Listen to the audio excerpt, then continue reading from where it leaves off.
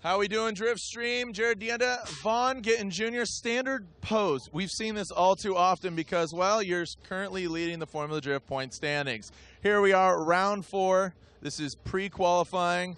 How are you feeling? And, you know, that's a pretty generic question. Of course you're feeling good. Look at you. You look like $1 million. Look at that smile. And then how is this car and how do you like this track?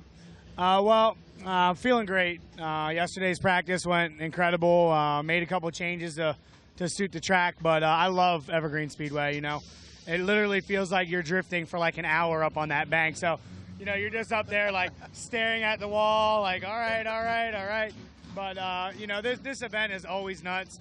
The crowd in Seattle, dude, we sell it out. They're probably the loudest, one of the loudest all year. You know, I'm just looking forward to it. You know, like you said, it feels good to be first in points. I should probably feel like I have a lot of pressure, but I don't. Like, I just feel great, and I'm relaxed, and, you know, the team's doing awesome, and my mind's right, so I'm looking forward to it. This track never, you know, you talked about the crowd, you talked about how you like driving it, but also we always end this round of competition, or the finals, always end with a bang, literally and figuratively. You know, between you and Chris doing battle a couple of years ago. I mean, if you can remember Sago and one of the signal car. I mean, it always destroyed each other.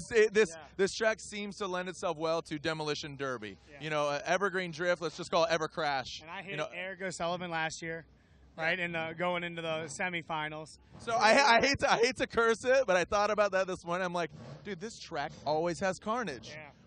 What kind of car do you think we're going to see this weekend? I definitely think that it's going to happen again. We have a huge bash bar on the front of the Monster Energy. Oh, you're just throwing out a warning? Yeah, so if anyone, this year, if Eric spins in front of me or something, it's just going like right through. Just throw the horn. I hope not to hurt anybody, but, you know, as nuts as we are with points right now, we can't take any risks, so that's on there. I definitely think we're going to see some people get in the wall. I mean, it's like I said, you're drifting for so long.